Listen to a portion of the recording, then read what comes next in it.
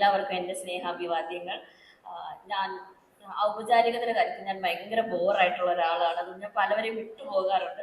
So ആദ്യം തന്നെ apologise ചെയ്യാണ്. But let me thank Dr. Shiva for a very, very warm, extremely nice, very sweet. എനിക്ക് ഇത്രയും generous ആയിട്ടുള്ള ഇൻട്രൊഡക്ഷൻസ് കിട്ടാറില്ല. But thank you so much for that. Let me also thank Dr. Kumari V.K. Shaini, who spoke so eloquently, particularly about the topic, the presence of absence, or the absence of presence, either way you want to call it. Let me thank Ms. Asha Radhakrishnan, who was the person who invited me to this particular session. And അത് ഭയങ്കര ഒരു coincidence ആയിട്ടാണ് എനിക്ക് തോന്നിയത് എന്നെ വിളിച്ചപ്പം. കാരണം ഞാൻ ഏകദേശം 2 ആഴ്ചയായിട്ട് ഏറ്റുമാനൂർ തന്നെ ഉണ്ട്. ഞാനൊരു FIP പ്രോഗ്രാമിന്റെ ഭാഗമായിട്ട് വല്ലപ്പോഴും എൻ്റെ പാർട്ട്ണറുടെ കൂടെ ചിലവഴിക്കാൻ കിട്ടുന്ന സമയത്തോടെ I came in stayed with him. And coincidentally അതേ സമയത്തായിരുന്നു ഇത് നടക്കുന്നത്. So I think this was just meant to be. ഇനി ഇവിടെ അല്ലായിരുന്നെങ്കിൽ ഞാൻ വണ്ടി പിടിച്ച് വന്നേനെ. Because I love addressing women and I love addressing educators. അതുകൊണ്ട് ഞാൻ എന്തായാലും വന്നേനെ. ഞാൻ തുടങ്ങുന്നതിന് തൊട്ട് മുമ്പ് 2 കാര്യങ്ങൾ പറഞ്ഞിട്ട് തുടങ്ങാമെന്ന് വിചാരിച്ചു. ഒന്ന്, ഞാൻ ഇനി പറയാൻ പോകുന്നത് പെണ്ണുങ്ങൾ തമ്മിലുള്ള തമ്മിൽ തല്ലായിട്ട് നിങ്ങൾ കരുതരുത്. കാരണം ആണുങ്ങൾ പലപ്പോഴും തമ്മിൽ സംസാരിക്കുമ്പോൾ അത് ഭയങ്കര ഇന്റലക്ച്വൽ ഡിബേറ്റും, സ്ത്രീകൾ തമ്മിൽ വിയോജിപ്പ് പ്രകടിപ്പിക്കുമ്പോൾ അത് ക്യാറ്റ് ഫൈറ്റുമായി തീരുന്ന ഒരു ഭയങ്കര വിരോധാഭാസമുള്ള ഒരു പേട്രിയാർക്കൽ സിസ്റ്റത്തിലാണ് നമ്മൾ ജീവിക്കുന്നത്. ഞാൻ സനാതന ധർമ്മത്തിന് ആബ്സല്യൂട്ട്ലി എഗെയിൻസ്റ്റ് ആയിട്ടുള്ള ഒരാളാണ്. കാരണം ഞാനൊരു ഹിസ്റ്റോറിയനാണ്. അപ്പൊ ആസ് എ ഹിസ്റ്റോറിയൻ ഞാൻ അത് പറഞ്ഞു തുടങ്ങിയില്ലെങ്കിൽ എനിക്ക് തന്നെ അതെന്റെ തലയിൽ ഇങ്ങനെ കിടന്നുകൊണ്ടിരുന്ന എന്റെ പ്രസംഗത്തെ അത് ഭയങ്കരമായിട്ട് ബാധിക്കും. അതുകൊണ്ട് അതെന്റെ തലയിൽ നിന്ന് മാറ്റി വെച്ചിട്ട് ഞാൻ എന്റെ ടോപ്പിക്കിലോട്ട് കടക്കാവുന്നതാണ് വിചാരിക്കുന്നത്. As someone who has read Vedic material, ആദ്യത്തെ വേദം ഇസ് ഋഗ്വേദം ബൈ ദ വേ. ഇതിന്റെ ശകലങ്ങളാണ് നമുക്ക് സമവേദത്തിൽ കിട്ടുന്നത്. Samaveda is pretty much about music. Yajurveda is about sacrifice. ഇങ്ങനെ നമ്മൾ അഥർവവേദ ഈസ് അബൌട്ട് എങ്ങനെയാണ് സാക്രിഫൈസുകൾ നടത്തുക എന്നുള്ളത്. ഈ മെറ്റീരിയൽ നിങ്ങൾ വായിച്ചു നോക്കിയാൽ ഇതിൽ ഒരു ഹൈ ഫിലോസഫി നിങ്ങൾക്ക് കിട്ടാൻ പോകുന്നില്ല. ഇത് ഞാൻ അടിവരയിട്ട് പറയുകയാണ്. ഇനി ഞാൻ കള്ളം പറയുന്നതാണെന്ന് നിങ്ങൾക്ക് തോന്നുകയാണെങ്കിൽ ഈ വേദങ്ങളുടെ എല്ലാ ട്രാൻസ്ലേഷൻസ് ഗൂഗിളിൽ കിടപ്പുണ്ട്. ഗൂഗിളിൽ പോയിട്ട് Monier Williams Vedic translation library അല്ലെങ്കിൽ വിസ്ഡം ലാബിൽ പോയാൽ ഈ എല്ലാ വേദങ്ങളുടെയും ട്രാൻസ്ലേഷനും കിടപ്പുണ്ട്. നിങ്ങൾ ഇത് വായിച്ചു നോക്കുക. ഇത് വായിച്ചു നോക്കുമ്പോൾ നിങ്ങൾക്ക് മനസ്സിലാകും ഈ നമ്മൾ പലപ്പോഴും ആരോപിക്കുന്ന ഈ high philosophy is from Upanishads or Vedangas. It is not found in the Vedas. ഏതെങ്കിലും ഒരു ചാപ്റ്റർ, റാൻഡം ആയിട്ടൊരു ചാപ്റ്റർ നിങ്ങളെടുത്ത് വായിച്ചു നോക്കിയോ. ഇതിപ്പോ ഞാനിത് വായിച്ചിട്ടുള്ളത് കൊണ്ടാണ് എനിക്ക് ഇത്ര ആധികാരികതയോട് പറയാൻ പറ്റുന്നത്. പലപ്പോഴും നമുക്ക് പേടിയാണ് കാര്യങ്ങളെ ക്രിട്ടിക്ക് ചെയ്യാൻ. നമുക്ക് പേടിയാണ് എന്തെങ്കിലും കുറെ വർഷങ്ങളായിട്ട് നിലനിൽക്കുന്ന ചില സിദ്ധാന്തങ്ങളെ പൊളിച്ചു കളയാനുള്ള നമ്മുടെ വൈമുഖ്യവാദത്തിനെയാണ് പലപ്പോഴും ആൾക്കാർ മുതലെടുക്കുന്നത്. ഇങ്ങനെ ഏറ്റവും വലിയൊരു സിദ്ധാന്തമാണ് ഇന്ത്യയിലെ ഹിന്ദുത്വ ഫിലോസഫി എന്ന് പറയുന്നത്.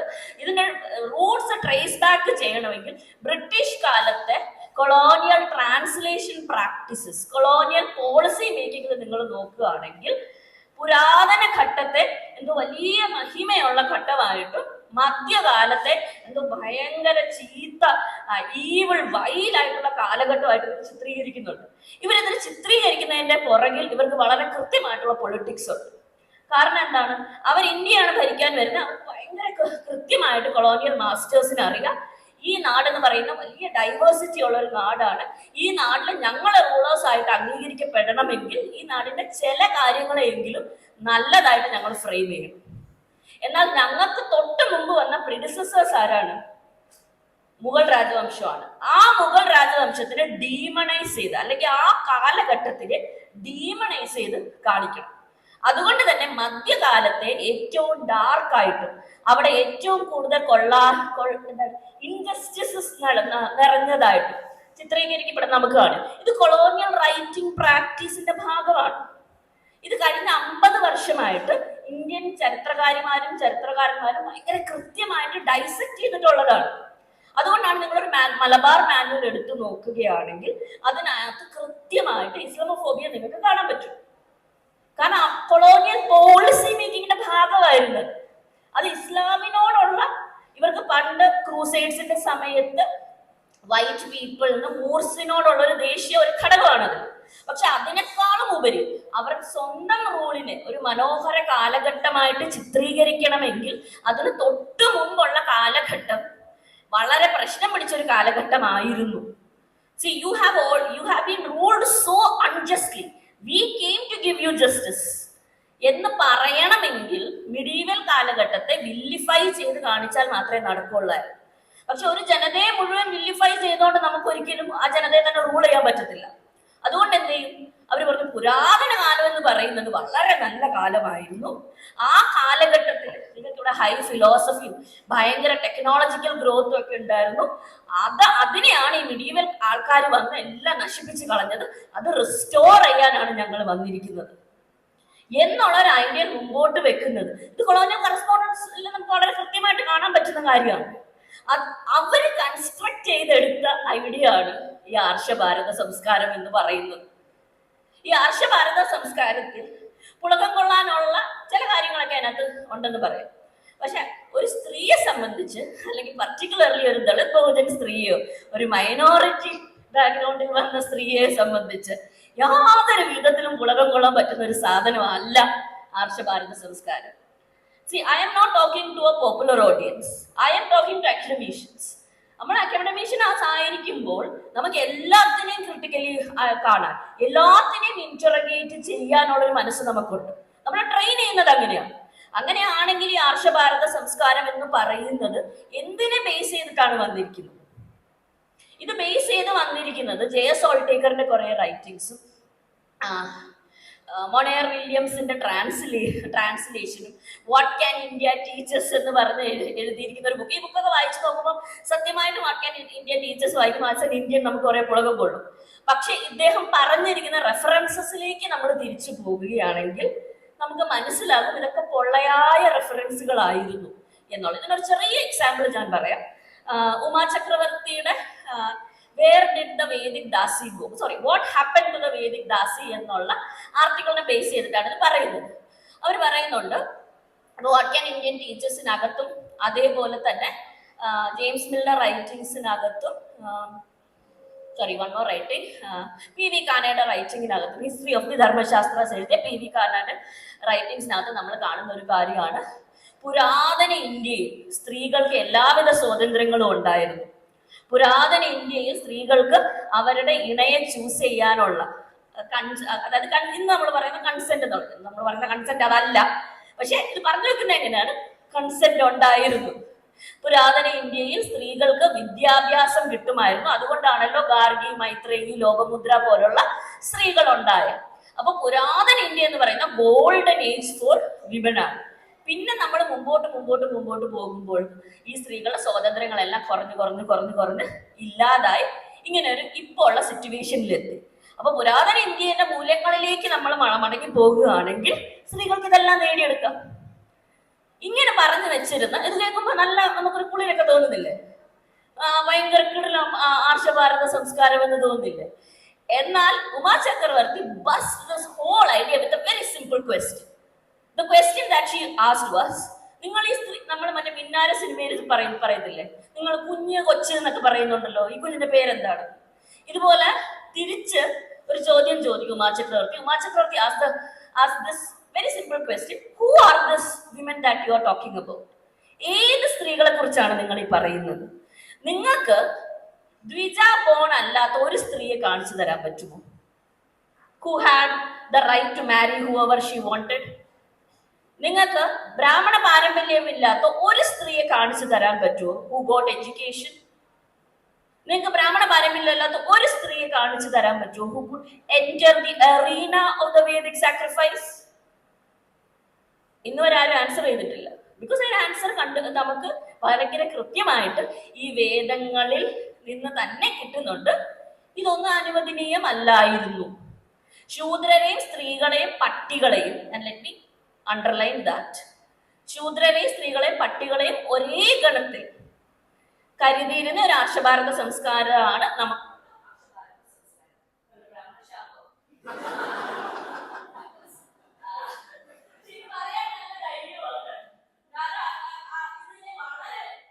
വലിയ രീതിയിൽ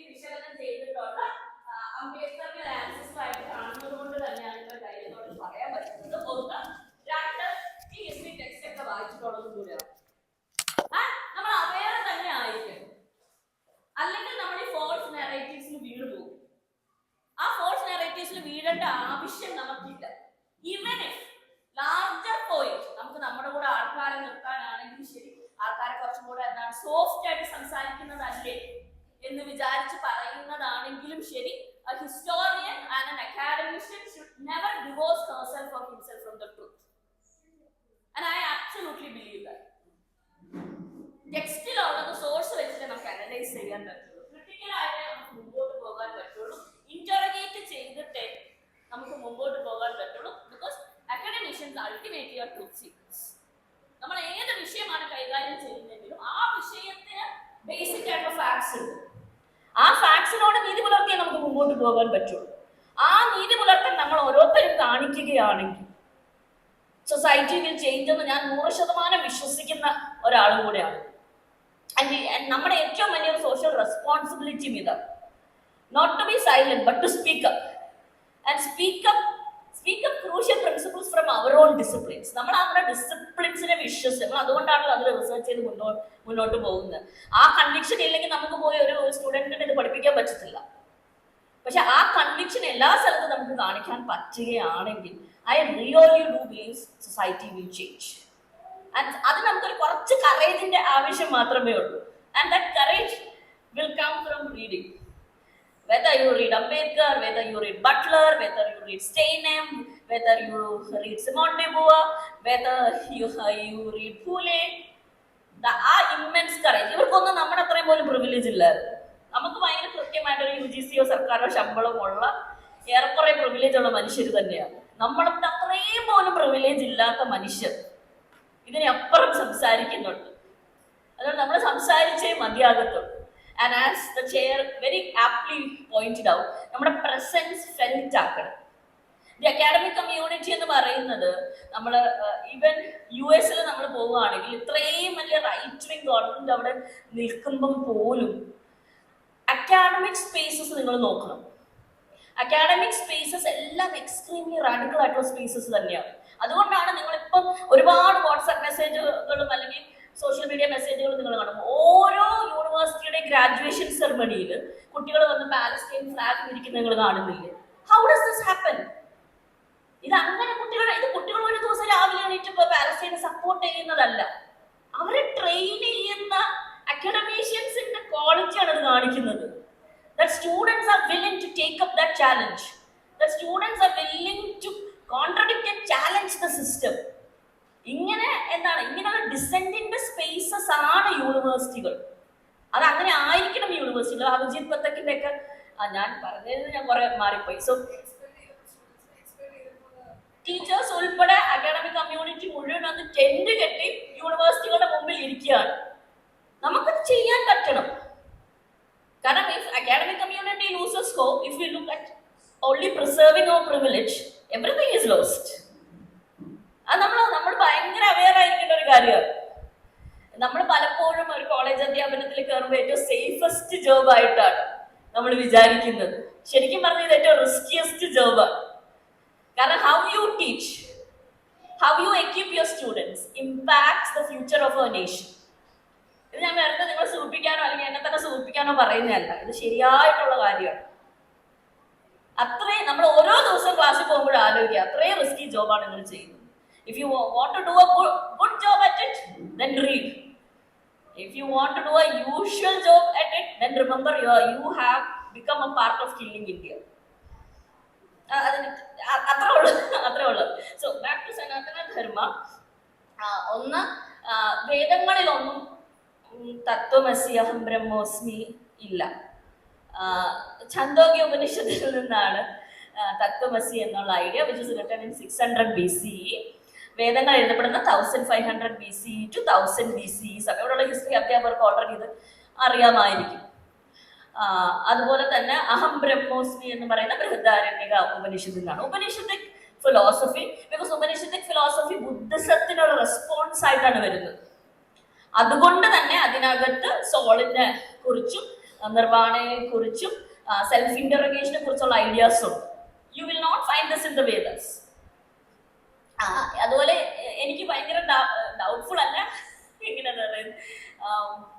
I do not think Sanatana Dharma and Marxism can converge. That is a wrong route to take. And please, let us not go that way. Ambedkarism and Marxism can converge. Writings of Phule and Marxism can converge. Sanatana Dharma and Marxism cannot converge. അത് ഞാൻ എഴുതി തരാം നിങ്ങൾക്ക്. അങ്ങനെ നമ്മൾ പറഞ്ഞു തുടങ്ങിയാൽ വളരെ വലിയൊരു റാബിറ്റ് ഹോളിലേക്കായിരിക്കും നമ്മൾ എൻ്റർ ചെയ്യുന്നത്. പിന്നെ സനാതനധർമ്മം എന്ന് പറയപ്പെടുന്ന പല കാര്യങ്ങളെ എൻഡോഴ്സ് ചെയ്യേണ്ട നമുക്ക് വരും. അല്ലെങ്കിൽ സനാതനധർമ്മം എന്ന് ബ്രാൻഡ് ചെയ്യപ്പെട്ടിട്ടുള്ള കാസ്റ്റ് ഉൾപ്പെടെയുള്ള ബ്രാഹ്മണിക്കൽ പേട്രിയാർക്കി ഉൾപ്പെടെയുള്ള കാര്യങ്ങളെ നമ്മൾ ഡിഫെൻഡ് ചെയ്യുന്ന സ്ഥലത്ത് നമ്മൾ വന്നത്. അതിന് വെള്ളപൂശേണ്ട ആവശ്യം നമുക്കില്ല. Call a spade a spade. It is better always to call a spade a spade. ഇതിന് എന്താണ് നമുക്ക് വലിയ വില കൊടുക്കേണ്ടി വരും എന്ന് പറഞ്ഞാൽ ആ വില ഇന്ത്യയുടെ സത്ത് അല്ലെങ്കിൽ ഇന്ത്യയുടെ എസെൻസ് കീപ്പ് ചെയ്യേണ്ട വിലയാണെങ്കിൽ ആ വില നമ്മൾ കൊടുക്കണം. ഇപ്പൊ എന്റെ വീട്ടിൽ പ്രശ്നങ്ങളുണ്ട് എങ്കിൽ എന്റെ വീട്ടിൽ പ്രശ്നങ്ങളുണ്ടെന്ന് ഞാൻ പറയണം. If Indian history is not so glossy, not so beautiful, call it out. Say that ജർമ്മൻകാർ പറയും ഇവിടെ ഹിറ്റ്ലർ ഇല്ലെന്ന് പറഞ്ഞാലോ, നമുക്ക് ഫാസിസം ഇല്ലായിരുന്നെന്ന് പറഞ്ഞാലോ. അതുപോലെയാണ് നമ്മുടെ നാട്ടിൽ കാസ്റ്റ് ഇല്ല, നമ്മുടെ നാട്ടിൽ എല്ലാ ആർഷപാല സംസ്കാരം ഏറ്റവും ഉന്നത സംസ്കാരമാണെന്ന് പറയുന്നത്. ഉള്ളതുപോലെ പറയണം. അവിടെയാണ് ചരിത്രബോധം ഉണർന്ന് വരേണ്ടത്. കാരണം നൂറുകണക്കിന് സോഴ്സസ് ഉണ്ട്, ഒന്നും രണ്ടും അല്ല, നൂറുകണക്കിന് സോഴ്സസ് ഉണ്ട്. ഈ സോഴ്സസ് എല്ലാം ട്രാൻസ്ലേറ്റഡും ആണ്. ഒരു MA പഠിക്കുന്ന അല്ലെങ്കിൽ BA പഠിക്കുന്ന ഒരു കുട്ടിക്ക് വായിച്ചു നോക്കിയാൽ പോലും മനസ്സിലാകുന്ന രീതിയിൽ അത്രയും സിമ്പിൾ ആയിട്ട് ഇതിനകത്ത് കാസ്റ്റ് പേട്രിയാർക്കി ഉള്ളത് മനസ്സിലാക്കാനും പറ്റും. Okay, that was a detour. Moving to my talk. നമ്മള് ജെൻഡറിന്റെ ചരിത്രം പഠിപ്പിക്കുന്നു. ഫസ്റ്റ് ഓഫ് ഓൾ ജെൻഡർ അങ്ങനെ പഠിപ്പിക്കാൻ വേണ്ടി പഠിപ്പിക്കപ്പെടുന്ന വിഷയമാണ് എന്ന് എനിക്ക് പലപ്പോഴും തോന്നാറുണ്ട്. We teach, most teachers, we എന്ന് പറയുന്നത് ശരിയല്ല, teach it because there is a knack requirement or thinking that it has to be taught. എത്ര ജെൻഡർ ടെക്സ്റ്റ് ബുക്കുകൾ വായിച്ചാൽ, അല്ലെങ്കിൽ സിമോൺ ഡിബോറിനെ വായിച്ചാൽ, സിമോൺ ഡിബോറിനെ തന്നെ വായിക്കണമെന്നൊന്നുമില്ല, നമുക്ക് വിഗീതെ വായിച്ചാലും അത്രയും തന്നെ ബ്യൂട്ടിഫുൾ ആയിട്ടുള്ള ജെൻഡർ പൊസിഷൻസ് നമുക്ക് മനസ്സിലാക്കാനും പ്രിൻസിപ്പിൾസ് മനസ്സിലാക്കാനും പറ്റും. But how many of us engage with it?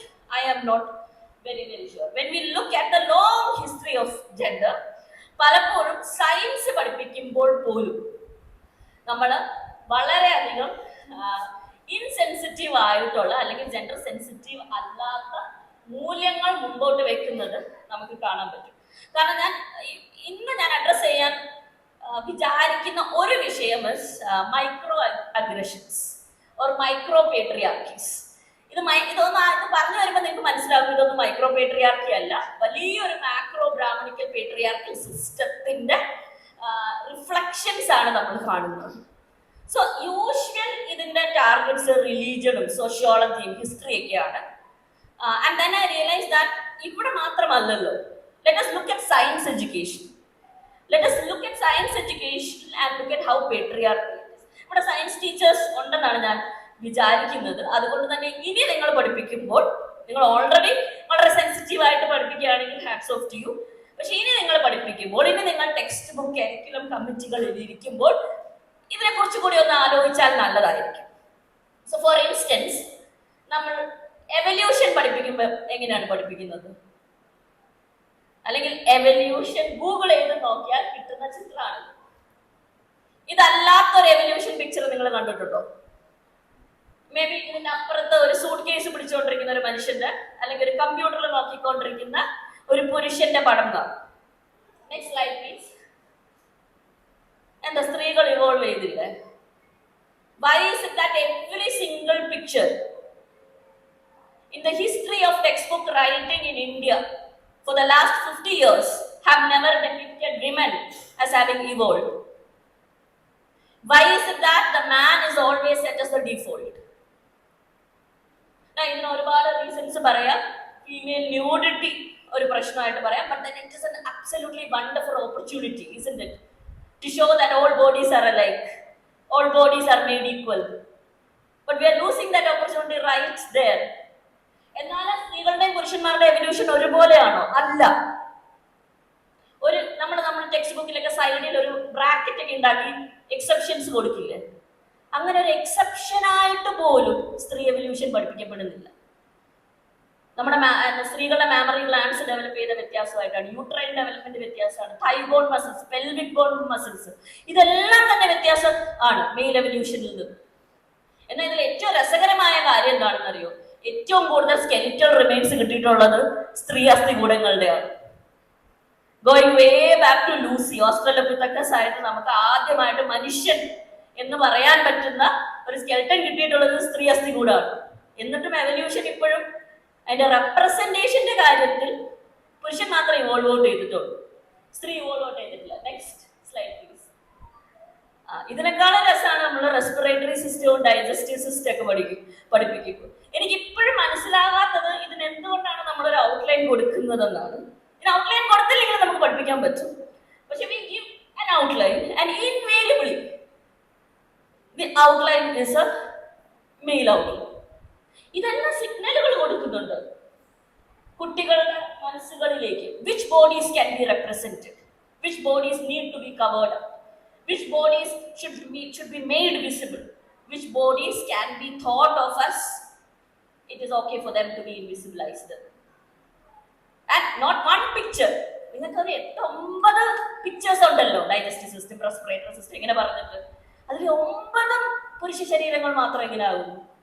Now there are ways, next slide please, that you can represent the female body. And ഇങ്ങനെ റെപ്രസെന്റ് ചെയ്യുന്നതുകൊണ്ട് ഒരു തെറ്റും വരില്ല. 10 സ്ത്രീ ഔട്ട്ലൈനുകളോ സ്ത്രീ ശരീരങ്ങളോ കാണിക്കണമെന്ന് പറയുന്നില്ല. 10 ഇമേജസ് വരുമ്പം 4 ഇമേജസ് സ്ത്രീകളുടെ കാണിച്ചുകൂടെ, 6 സ്ത്രീകളുടെ കാണിച്ചുകൂടെ, അല്ലെങ്കിൽ ഒരു എക്സെപ്ഷൻ ആയിട്ടെങ്കിലും സ്ത്രീകളെ കാണിച്ചുകൂടെ? Why is it so? ഇത് ഭയങ്കര ഇതൊന്നും വളരെ ഇന്നസെന്റ് ആയിട്ടോ അല്ലെങ്കിൽ ഞങ്ങളങ്ങനെ കാലാകാലമായിട്ട് അങ്ങനെ നിലനിൽക്കുന്നുണ്ട് അതുകൊണ്ട് ഞങ്ങൾ ചെയ്തു പോകുന്നുള്ളത്. None of these are innocent productions. Knowledge produce ചെയ്യുന്നത് ഒരിക്കലും ഇന്നസെന്റ് ആയിട്ടില്ല. It goes through a mediation, and that mediation is by the hands of those who are in power.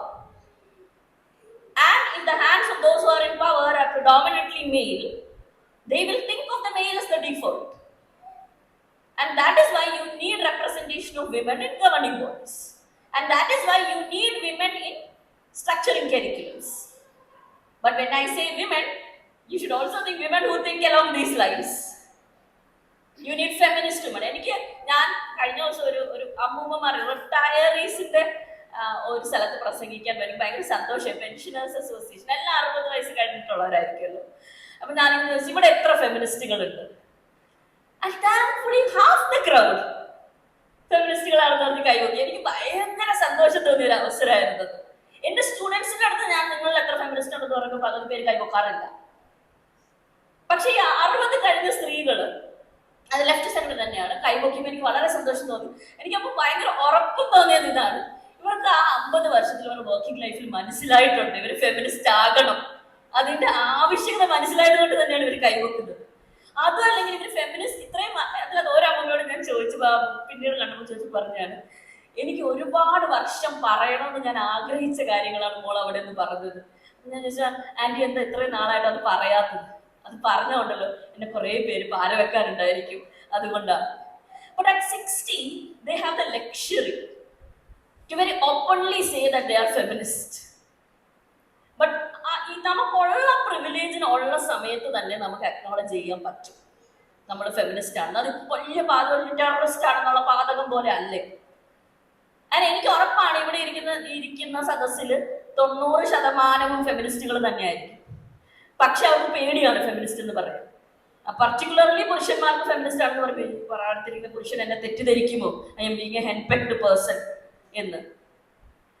ഈ ഒരു ഇൻസെക്യൂരിറ്റി സ്ത്രീകൾക്കുണ്ടോ? ഞാൻ ഇനി ഹോം ബ്രേക്കർ ആണെന്ന് തെറ്റിദ്ധരിച്ചാലും കുഴപ്പമില്ല, നിങ്ങൾ ഫെമിനിസ്റ്റ് ആണെന്ന് തന്നെ ഡിക്ലെയർ ചെയ്യുക. You not gaining any points by declaring yourself to be patriarchy. ഇതിൽ 2 സ്റ്റാൻഡേ ഉള്ളൂ. Either you are a feminist or you are patriarch. ഇതിന്റെ ഇടയിൽ ന്യൂട്രൽ സ്റ്റാൻഡ് ഒന്നുമില്ല. If you are a feminist you are a feminist. നിങ്ങൾ അങ്ങനെ ഒരു feminist ആണെങ്കിൽ എപ്പോഴും എല്ലാത്തിലും ഇക്വാലിറ്റിക്ക് വേണ്ടി വാദിക്കണം, even in a representation of a digestive system, because nothing is divorced from the context of patriarchy. And let me underline that and say that again, nothing is divorced from patriarchy. Every single nugget of knowledge that you produced, is mediated through the hands of patriarchy. അതിനെ വളരെ consciously break ചെയ്യാനേ പറ്റത്തുള്ളൂ, അല്ലാതെ തന്നെത്താനെ മാറിക്കൊടുക്കും. ചിലവര് പറയുന്നത് ഞാൻ കേട്ടിട്ടുണ്ട്, അടുത്ത ചേഞ്ചൊക്കെ വരുന്നുണ്ടല്ലോ, ഒരു 10 വർഷം കഴിയുമ്പോൾ 50 വർഷം കഴിയുമ്പോൾ. എനിക്ക് 50 വർഷം കഴിഞ്ഞ് ചേഞ്ച് ചെയ്യണ്ട. ഞാൻ വീൽ ചെയറിലൊക്കെ ഇരുന്ന് എന്റെ പല്ലൊക്കെ പോയി കഴിയുമ്പോൾ മേ ബി ആ സമയത്ത് നല്ല ടെക്നോളജി ഒക്കെ വരും, എനിക്ക് ചേഞ്ച് ചെയ്യണ്ട. എനിക്ക് 10 വർഷത്തെ ചേഞ്ച് വേണം. ഞാൻ നല്ല ഏബിൾ ബോഡീഡ് ആയിട്ട് ഇരിക്കുമ്പോൾ തന്നെ എനിക്ക് ഈക്വൽ ആയിട്ട് ജീവിക്കണം. എന്റെ മക്കൾക്കൊന്നും അത് വിട്ടുകൊടുക്കാൻ എനിക്ക് പറ്റില്ല. അവര് നന്നായിട്ട് ജീവിക്കട്ടെ, പക്ഷെ എനിക്കും നന്നായിട്ട് ജീവിക്കണം. എനിക്കും ഈക്വൽ ആയിട്ട് തന്നെ ജീവിക്കണം. എനിക്ക് ഈക്വൽ ആയിട്ട് ജീവിക്കണമെങ്കിൽ ഞാൻ സ്പീക്കപ്പ് ചെയ്യണം, ഞാൻ ഫൈറ്റ് ചെയ്യണം. ഞാൻ ഫൈറ്റ് ചെയ്യേണ്ടത് സൊസൈറ്റിക്ക് എഗെയിൻസ്റ്റ് ആണ്. അത് ഓരോ ദിവസവും എന്റെ ഓരോ കാര്യങ്ങളിലൂടെ ഞാൻ ഫൈറ്റ് ചെയ്യണം. Gloria Steinem has made this beautiful statement. Feminism is not forwarded only by fights on the street. Feminism is forwarded by everyday acts of transgression. എല്ലാ ദിവസവും ഉള്ള പോരാട്ടങ്ങൾ വഴി, ഒരു ദിവസം ഒരു സ്ത്രീ നോ പറയുന്നത് വഴി, ഒരു സ്ത്രീ ഒരു ദിവസം നീ ഇത് ചെയ്യരുതെന്ന് പറയുമ്പോൾ അത് ചെയ്യുന്ന വഴി, എവറി ആക്ട് ഓഫ് ട്രാൻസ്ഗ്രഷനിലൂടെയാണ് ഫെമിനിസം മുമ്പോട്ട് പോകുന്നത്. കാരണം ഫെമിനിസത്തിന്റെ എറീന എന്ന് പറയുന്നത് സ്ട്രീറ്റ് മാത്രമല്ല, സ്ട്രീറ്റും ആണ്, പക്ഷെ സ്ട്രീറ്റ് മാത്രമല്ല, അത് വീടുകളാണ്. അവിടെ സ്ത്രീകൾ ട്രാൻസ്ഗ്രസേഴ്സ് ആയേ മതിയാകും. യു ലുക്ക് ആറ്റ് ഒരു ബെൽ ഹുക്സിന്റെ പണ്ടത്തെ ഒരു ബെൽ ഹുക്സ് എന്ന് പറയുന്ന ഒരു ബ്ലാക്ക് ഫെമിനിസ്റ്റ് സ്കോളർ, ഫിലോസഫർ, ഓഥറാണ്, ആക്ടിവിസ്റ്റ്, ഇന്റർസെക്ഷണൽ ഫെമിനിസ്റ്റ്. അവരുടെ പണ്ടത്തെ ഒരു ടാഗ് ലൈൻ ആണ്, ഇന്നതൊരു ബുക്കായിട്ട് ഇറങ്ങിയിട്ടുണ്ട്, good girls don't make history. എനിക്ക് ഭയങ്കര ഇഷ്ടമുള്ള ഒരു ടാഗ് ലൈൻ ആണ്. അതായത് നിങ്ങൾ ഭയങ്കര നല്ല കുട്ടിയായിട്ട് ജീവിക്കാൻ ശ്രമിക്കുന്ന ഒരു സ്ത്രീ ആണെങ്കിൽ നിങ്ങൾക്ക് അങ്ങനെ ഒഴുക്കിന്റെ കൂടെ അങ്ങ് ജീവിക്കാം. But if you are a transgressor, നിങ്ങൾ ചരിത്രം മെനയാൻ ആഗ്രഹിക്കുന്ന ഒരു സ്ത്രീ ആണെങ്കിൽ നിങ്ങൾക്ക് ആ ഗുഡ് ഗേൾ പട്ടം മാറ്റി വെക്കേണ്ടി വരും. നിങ്ങൾ ലോകത്തിൽ ഏത് സ്ത്രീയെ, നിങ്ങൾ ഇനി ഈ ആർഷഭാരത സംസ്കാരമുള്ള സ്ത്രീകൾ എടുത്തു നോക്കൂ, നിങ്ങൾ ഓർക്കുന്ന, നിങ്ങൾക്ക് കാവുന്തി എത്ര പേർക്കറിയാം? Anyone who knows കാവുന്തി? അറിയില്ല, കാരണം വളരെ നന്നായിട്ട് ജീവിച്ചൊരു പാവം പിടിച്ച സ്ത്രീയാണ്. എന്നാൽ ഞാൻ ദ്രൗപദി എത്ര പേർക്കറിയാം? Draupadi was someone who spoke up in a court. ഒരു കോർട്ടിൽ സ്ത്രീകൾക്ക് സംസാരിക്കാൻ നിഷേധിച്ചിരുന്ന സമയത്ത് ചെന്ന് കിങ്ങിനെ വെല്ലുവിളിച്ചൊരു സ്ത്രീയാണ് ദ്രൗപദി എന്ന് പറഞ്ഞത്. കണ്ണകി, ഈ കണ്ണകിയുടെ അതേ ചിലപ്പാധികാരത്തിലുള്ള ഒരു ജൈന സെയിന്റ് ആണ് കാവുന്തി എന്ന് പറയുന്നത്. But nobody knows about Kavundi. Everybody remembers Kannaki because she spoke up.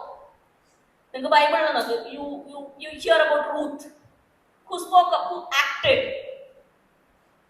So നിലനിൽക്കുന്ന സിസ്റ്റത്തിനെ ട്രാൻസ്ഗ്രസ് ചെയ്ത സ്ത്രീകളെയാണ് ഇപ്പോഴും ഹിസ്റ്ററി റിമെമ്പർ ചെയ്യുന്നത്. So point number 1 of this lecture is be transgressors, be transgressive. We are not doing ourselves any good by being good girls.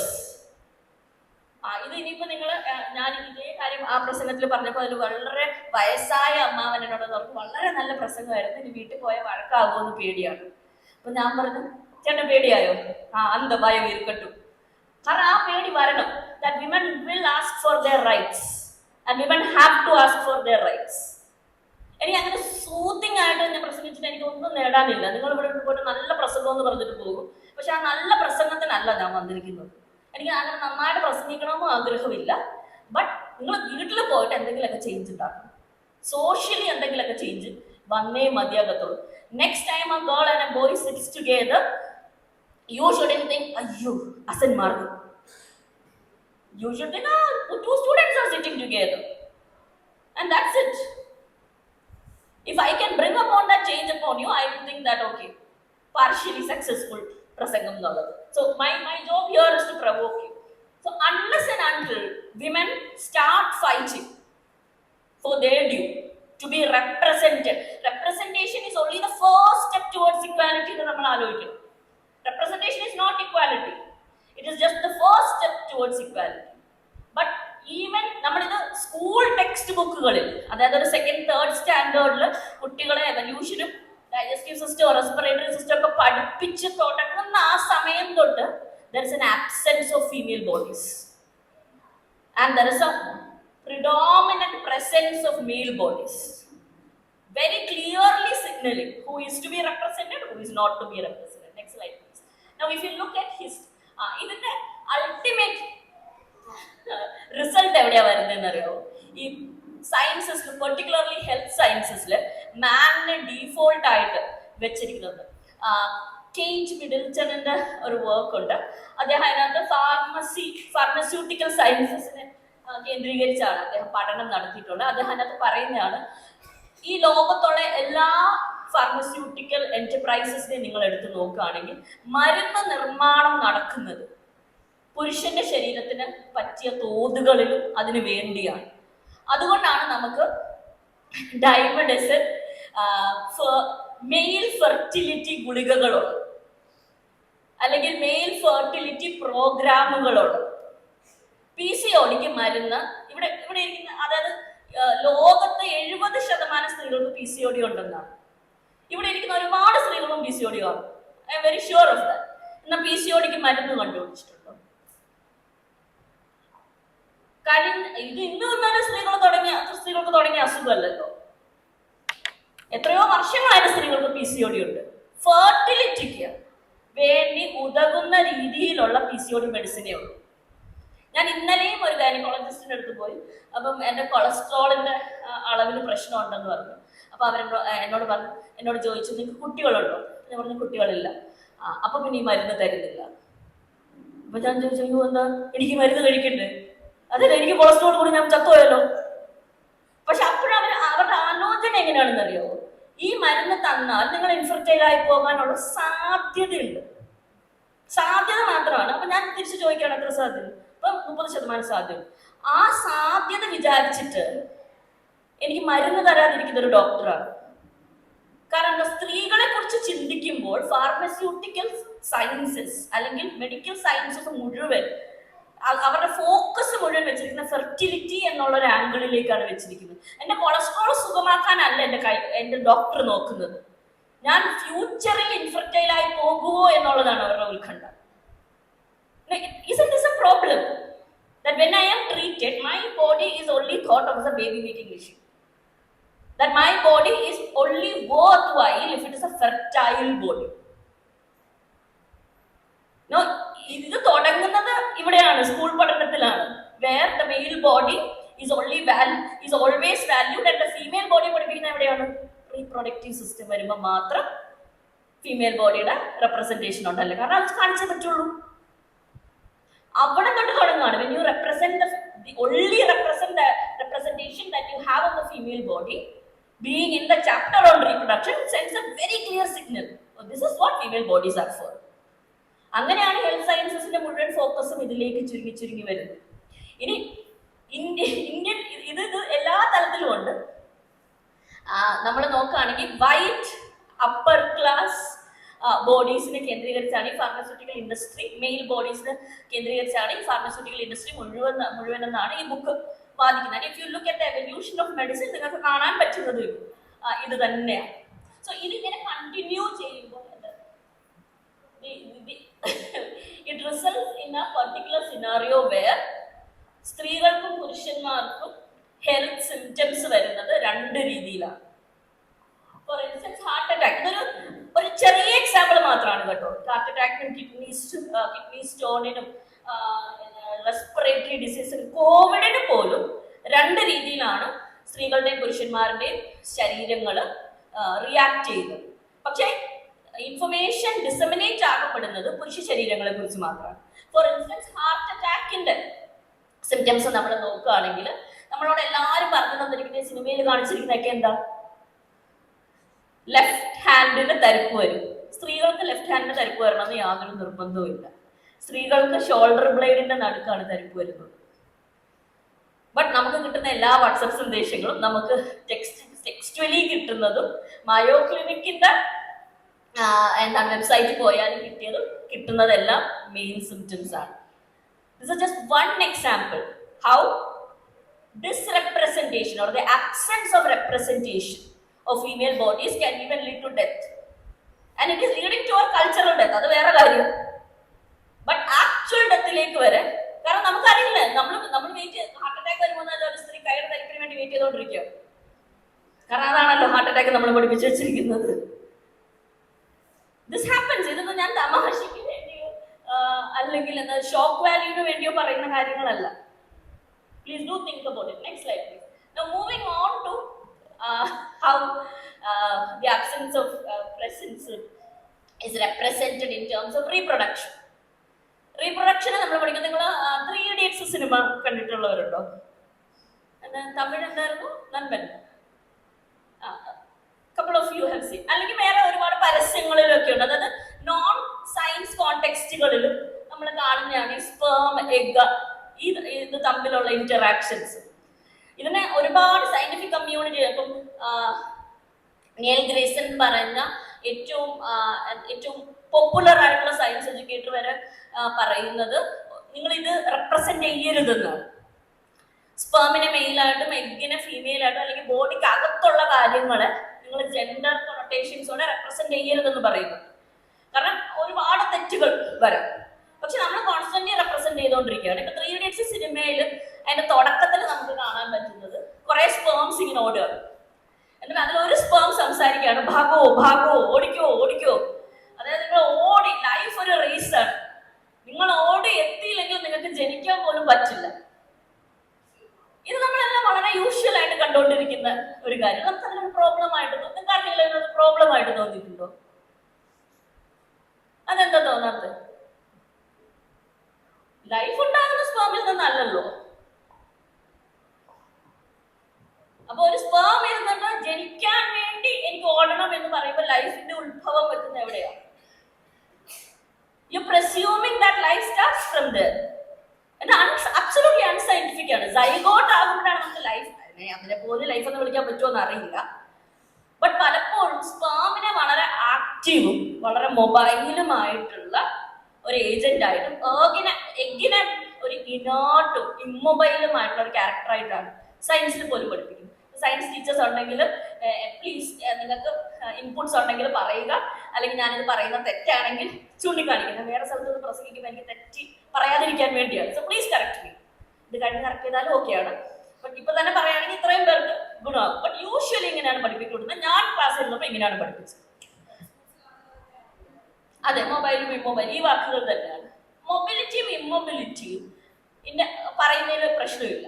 പക്ഷെ mobility ഒരു positive virtue ആയിട്ടും immobility ഒരു negative virtue ആയിട്ടുമാണ് പലപ്പോഴും ഇതിനകത്ത് പ്രസന്റ് ചെയ്യപ്പെടുന്നത്.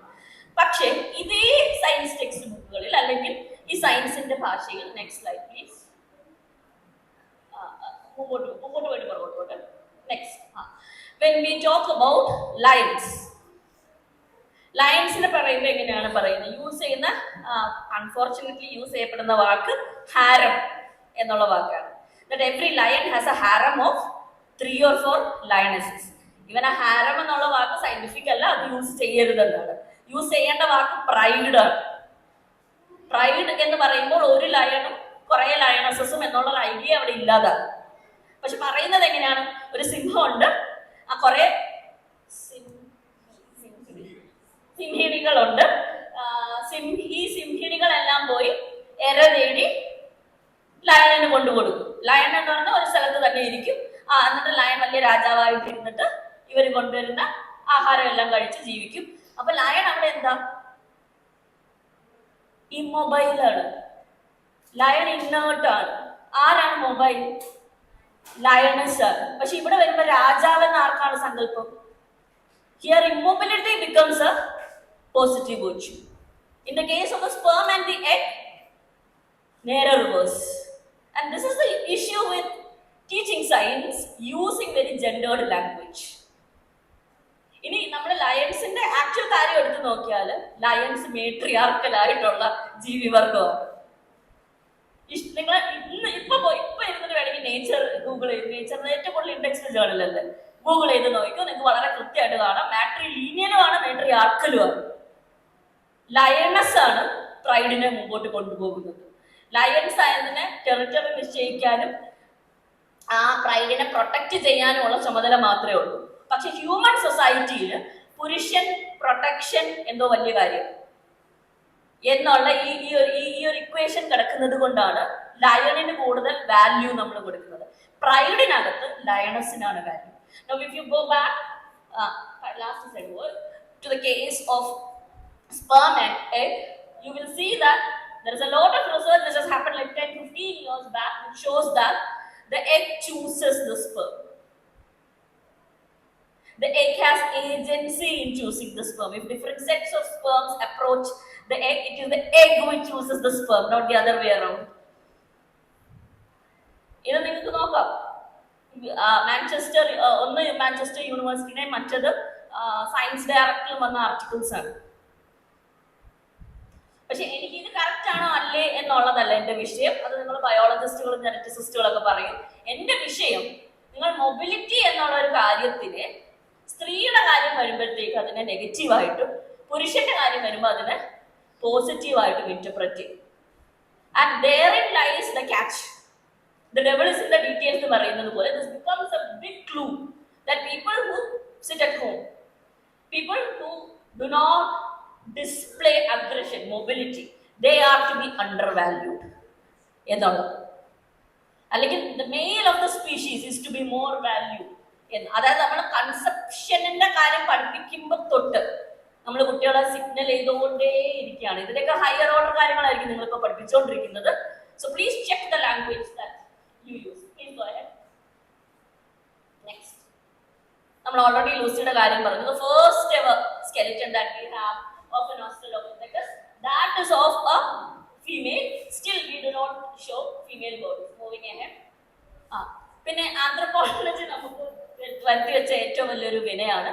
ഇതിന്റെ ഞാൻ ആദ്യം പറഞ്ഞല്ലോ, കൊളോണിയലിസം നശിപ്പിച്ചു കളഞ്ഞ ഒരുപാട് കൾച്ചേഴ്സ് ഈ ലോകത്തുണ്ട്. മായൻ, ഇന്ത്യൻ സംസ്കാരങ്ങളൊക്കെ അതിന്റെ നേർക്കാഴ്ചയാണ്. ഇന്ത്യൻ സംസ്കാരത്തിന്റെ കാര്യത്തിൽ നമുക്ക് കാണാൻ പറ്റും, നമ്മളെ നശിപ്പിച്ച് കളയുകയല്ല, നമ്മളെ മാനിപ്പുലേറ്റ് ചെയ്യുകയാണ് ചെയ്യുന്നത്. ഇതേപോലെ ഒരുപാട് നോളജ് സിസ്റ്റങ്ങളുണ്ട്, അല്ലെങ്കിൽ നോളജിനെ കോളനിവൽക്കരിക്കുന്ന ഒരു വലിയ പ്രക്രിയ നമുക്ക് 1750 തൊട്ട് ഏകദേശം 1950 വരെ കാണാൻ പറ്റും. ആൻഡ് ഇതിന് സബ്ജക്റ്റ് ആയിട്ടുള്ളത് ചരിത്രവും സോഷ്യൽ സയൻസസും മാത്രമാണ് നമ്മൾ തെറ്റിദ്ധരിക്കുന്നത്. സയൻസും ഇതിന് സബ്ജക്റ്റ് ആയിട്ടുണ്ട്. അതുകൊണ്ട് തന്നെ ഈ സബ്ജക്റ്റ് ആയിട്ടുള്ളത് കൊണ്ട് തന്നെ പലപ്പോഴും ആന്ത്രപ്പോളജി ഉടലെടുക്കുന്നത് തന്നെ ഒരു കൊളോണിയൽ പ്രൊമൈസിലാണെന്നുള്ള വാദങ്ങളുണ്ട്, അതിനെതിരെയുള്ള വാദങ്ങളുണ്ട്. I'm not entering into that right now, but if you look at anthropology, the biggest gender myth that anthropology has propagated is the idea of man as the hunter and woman as the gatherer. ഇതിനെ വെച്ചിട്ട് എന്നിട്ട് കൂടുതൽ theory വൽക്കരിക്കും. അതായത് മാൻ Hunter ആയതുകൊണ്ടാണ് ആളുകൾ കൂടുതൽ aggressive ആയത്. അങ്ങ് ആ ഒരു സമയത്താണ്, അതായത് സെൻട്രൽ സ്റ്റെപ്പി റീജിയൻ അല്ലെങ്കിൽ ആഫ്രിക്കൻ പ്രയറി റീജിയൻസിൽ ആണുങ്ങൾ വേട്ടയാടുന്നതിന് കൂടുതൽ അഗ്രഷൻ ആവശ്യമായിരുന്നു. അങ്ങനെയായിരുന്നു അവരുടെ ടെസ്റ്റോസ്റ്റെറോൺ പ്രൊഡക്ഷൻ കൂടിയത്. അതുകൊണ്ടാണ് ആ എവല്യൂഷണറി ടെൻഡൻസീസ് ആണ് ആണുങ്ങൾ ഇപ്പോഴും കാണിക്കുന്നതെന്ന് പറഞ്ഞ് മെയിൽ ആങ്കറിനെയും മെയിൽ അഗ്രഷനെയൊക്കെ ജസ്റ്റിഫൈ ചെയ്യുന്ന വലിയ തിയറികൾ തന്നെയുണ്ട്. But unfortunately or fortunately for the patriarchs, research after 1970, next slide please, next slide, has shown that women also hunted. And ഇത് ഞാൻ ഒരു എവിഡൻസ് ആയിട്ടാണ് കാണിക്കുന്നത്. അതായത് നമുക്ക് പെറു എന്ന് പറഞ്ഞ കൺട്രിയിൽ നിന്നിട്ട് വെൽമല പാക്സ്ഡ എന്ന് പറഞ്ഞ സൈറ്റിൽ നിന്ന് നമുക്ക് ഭയങ്കര കൃത്യമായിട്ട് ഫീമെയിൽ ഹണ്ടേഴ്സിന്റെ എവിഡൻസ് നമുക്ക് കിട്ടാണ്. ഫീമെയിൽ ഹണ്ടർ ആണെന്ന് നമുക്ക് എങ്ങനെ മനസ്സിലാകും? നമ്മുടെ എന്ത് ഒക്യുപ്പേഷൻ ആണോ ആ ഒക്യുപ്പേഷന്റെ സ്ട്രയേഷൻ മാർക്ക് നമ്മുടെ ബോൺസിൽ വരും. ഇപ്പൊ ഞാൻ ഒരുപാട് നേരം കുത്തിയിരുന്ന് ജോലി ചെയ്യുന്നതാണെന്ന് വിചാരിച്ചു. ഞാൻ മരിച്ചു കഴിയുമ്പോൾ എന്റെ സ്കെലിറ്റണിൽ ഈ കുത്തിയിരുന്ന് ജോലി ചെയ്യുന്നതിന്റെ മാർക്സ് എന്റെ പെൽവിക് ബോൺസിലും എന്റെ സ്പൈനൽ റെക്കോർഡൊക്കെ നോക്കിയാൽ മനസ്സിലാകും. അപ്പൊ ഹണ്ടേഴ്സിന് പണ്ട് ഒരുപാട് നേരം ഒളിച്ചിരിക്കേണ്ടി വരും. അവരിങ്ങനെ ഹഞ്ച് ബാക്ക് പോലെ ഇരുന്ന് ഒളിച്ചിരിക്കേണ്ട വരും. അപ്പൊ അവരുടെ സ്പൈനിൽ അത് റെക്കോർഡ് ഉണ്ടാവും. അവർക്ക് ബോ പിടിക്കേണ്ടത് കൊണ്ട് അവരുടെ ലെഫ്റ്റ് അല്ലെങ്കിൽ റൈറ്റ് ആം മറ്റേ ആമിനെക്കാളും പ്രപ്പോർഷനലി ലാർജർ ആയിരിക്കും. ഇതൊക്കെ സാധാരണ ഹണ്ടേഴ്സിൽ, അതായത് പുരുഷ ഹണ്ടർമാരിലുള്ള മാർക്കുകളാണ്. ഈ മാർക്കുകൾ തന്നെ നമ്മൾ സ്ത്രീ സ്കെൽട്ടൺസിൽ കണ്ടു തുടങ്ങി. ഇങ്ങനെ വിൽമത പാക്സ്ഡേൽ ആദ്യമായിട്ട് ഒരു ഇൻഡിവിജ്വലിനെ സംശയാതീതമായിട്ട് ഹണ്ടർ ആണെന്ന് തെളിയിക്കാൻ പറ്റിയപ്പോഴാണ് തിരിഞ്ഞ ആന്ത്രപ്പോളജിസ്റ്റുകളും തിരിഞ്ഞ പാലിയോntologists ചിന്തിച്ചു തുടങ്ങിയത്. അപ്പൊ നമ്മൾ നേരത്തെ കണ്ടിട്ടുള്ള സ്കെൽട്ടൺസ് അനലൈസ് ചെയ്യുകയാണെങ്കിൽ നമുക്ക് ഇതേ എവിഡൻസ് ചിലപ്പോൾ കിട്ടുമായിരുന്നല്ലോ. Now this Wilmata Paxton hunter female hunter is particularly important. Why? കാരണം ഇവര് കാരണമാണ് ബാക്കിയുള്ള സ്കെലിറ്റൽ റെക്കോർഡ്സും തിരിഞ്ഞു നോക്കപ്പെട്ടത്. അങ്ങനെ തിരിഞ്ഞു നോക്കപ്പെട്ടപ്പോഴത്തേക്ക് ഒരുപാട് ഹണ്ടേഴ്സിന്റെ എവിഡൻസ് നമുക്ക് കിട്ടി. ആൻഡ് ദെൻ ഈ നേരത്തെ നിലനിന്നിരുന്ന എല്ലാ ആന്ത്രപ്പോളജിക്കൽ തിയറി ആൻഡ് ആന്ത്രപ്പോളജിക്കൽ തിയറിയെ ബേസ് ചെയ്തിട്ടുണ്ടാക്കിയ ബയോളജിക്കൽ തിയറി എല്ലാം പൊളിഞ്ഞ് വീഴുന്നത് നമുക്ക് കാണാൻ പറ്റും. Where this whole idea of aggression being a male pursuit or aggression being justified because of evolution, particularly because of social evolution, ഇതെല്ലാം തന്നെ പൊളിഞ്ഞു പോയി. അതുകൊണ്ട് ഇനി നിങ്ങളിവിടെ ജനറ്റിസിസ്റ്റോ ബയോളജിസ്റ്റോ റിസർച്ച് ചെയ്യുന്ന ആരെങ്കിലും ഇവിടെ ഇരിക്കുന്നുണ്ടെങ്കിൽ please go look at the skeleton. Please go look at studies from 1960 onwards which will prove that early initial hunter gatherer സൊസൈറ്റിയിലെ സ്ത്രീകൾ ഹണ്ടിങ്ങിന് പോകാതിരുന്നു, അല്ലെങ്കിൽ പുരുഷന്മാരെല്ലാവരും ഹണ്ടേഴ്സ് സ്ത്രീകളെല്ലാം ഗ്യാദറേഴ്സുമായിരുന്നു എന്നുള്ള ഒരു ഡിവിഷൻ ഇല്ലായിരുന്നു. ഇത് ആക്ച്വലി പോളിനേഷ്യൻ ഗ്രൂപ്പ്സിനെ വെച്ചിട്ട് ആന്ത്രപ്പോളജിസ്റ്റുകൾ തന്നെ തെളിയിച്ചിട്ടുണ്ട്. ഈ ഫിസിക്കൽ ആന്ത്രപ്പോളജിക്കൽ എവിഡൻസ് ആണ് നമുക്ക് ലേറ്റ് ആയിട്ട് moving. Okay, now for me, ഞാൻ ഇതെല്ലാം പറഞ്ഞു ഞാൻ ഇതെല്ലാം പറഞ്ഞതിന് ഒറ്റ ഒരു റീസണേ ഉള്ളൂ. ആൻഡ് ദാറ്റ് റീസൺ ഇസ് നമ്മൾ ഏർലി എവല്യൂഷണറി സ്റ്റഡീസ് തൊട്ട് ജനറ്റിക്സ് തൊട്ട് ഹെൽത്ത് സയൻസസ് തൊട്ട് XYZ ഡിസിപ്ലിൻ നിങ്ങൾ എടുക്കുക. ഈ ഡിസിപ്ലിനിലെല്ലാം തന്നെ എക്സ്ട്രീംലി ജെൻഡേർഡ് ആയിട്ടുള്ള ലാംഗ്വേജ് ആണ് നമ്മൾ കാണുന്നത്. ഒന്ന്. രണ്ട്, റീസെന്റ് റിസർച്ചസ് നമ്മളെ സൂചിപ്പിക്കുന്ന ഒരു വലിയ സത്യമുണ്ട്, വിച്ച് ഇസ് ഈ ഓസ്ട്രലോപിത്തക്കസിന്റെ സ്കെലിറ്റൽ റെക്കോർഡ് തുടങ്ങി നമ്മൾ നിയോളത്തിക് റെവല്യൂഷൻ വരെ, അതായത് ഏകദേശം 30,000 വർഷത്തെ ചരിത്ര പ്രീ ഹിസ്റ്ററിയാണ്. ഈ 30,000 വർഷം നമ്മൾ നോക്കുകയാണെങ്കിൽ സ്ത്രീയുടെയും പുരുഷന്റെയും പ്രപ്പോർഷണൽ സ്കെലിറ്റൽ റെക്കോർഡ്സ് ഏകദേശം ഒരുപോലെയാണ്. അതായത് സെക്ഷൽ ഡൈമോർഫിസം എന്നാണ് ഇതിനെ വിളിക്കുന്നത്. അതായത് റീപ്രൊഡക്റ്റീവ് ഓർഗൻ അല്ലാത്ത ബാക്കിയുള്ള ശരീരഘടനയിൽ സ്ത്രീയും പുരുഷനും അല്ലെങ്കിൽ ഏതെങ്കിലും സ്പീഷീസിലെ മെയിലും ഫീമെയിലും തമ്മിലുള്ള വ്യത്യാസത്തിനെയാണ് സെക്ഷൽ ഡൈമോർഫിസം എന്ന് പറയുന്നത്. ഇപ്പൊ ടൈഗേഴ്സ് വളരെ സെക്ഷൽ ഡൈമോർഫിസം കുറവാണ്. ആൺ ടൈഗറും പെൺ ടൈഗറും തമ്മിൽ വലിയ വ്യത്യാസമില്ല. അവരുടെ വെയിറ്റ് തമ്മിൽ വ്യത്യാസം ഇല്ല, അവരുടെ ലിംബുകളുടെ ഘടനകൾ തമ്മിൽ വ്യത്യാസമില്ല, അവരുടെ ബോണിനകത്തുള്ള കാൽഷ്യം കണ്ടന്റിൽ ബോൺ ഡെൻസിറ്റിയിൽ വ്യത്യാസമില്ല. മെയിൽ പാണ്ടയും ഫീമെയിൽ പാണ്ടയും വ്യത്യാസം വളരെ കുറവാണ്. പെൺകോഴിയും ആൺകോഴിയും വലിയ വ്യത്യാസമുണ്ട്. ബേർഡ്സ് ഓഫ് പാരഡൈസ് വലിയ വ്യത്യാസം ഉണ്ട്. സെക്ഷൽ ഡൈമോർഫിസം ഉള്ള ആൺമയിലും പെൺമയിലും വലിയ വ്യത്യാസമുണ്ട്. ലയൺ, യെസ്, ലയണും ലയണസും വലിയ വ്യത്യാസമുണ്ട്. മനുഷ്യരിൽ സെക്ഷൽ ഡൈമോർഫിസം കൂടുതലാണോ കുറവാണോ?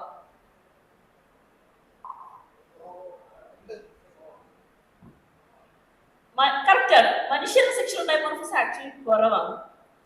നമുക്ക് ഇപ്പം നിലനിൽക്കുന്ന സെക്ഷൽ ഡൈമോർഫിസം എത്രയാണെന്ന് അറിയാം? ഇപ്പം ഏകദേശം നമ്മൾ മനുഷ്യരിൽ തന്നെ ഇപ്പൊ ഒരുപാട് എത്തനിസിറ്റീസ് ഉള്ളത് കൊണ്ട് വൈവിധ്യങ്ങളുണ്ട്.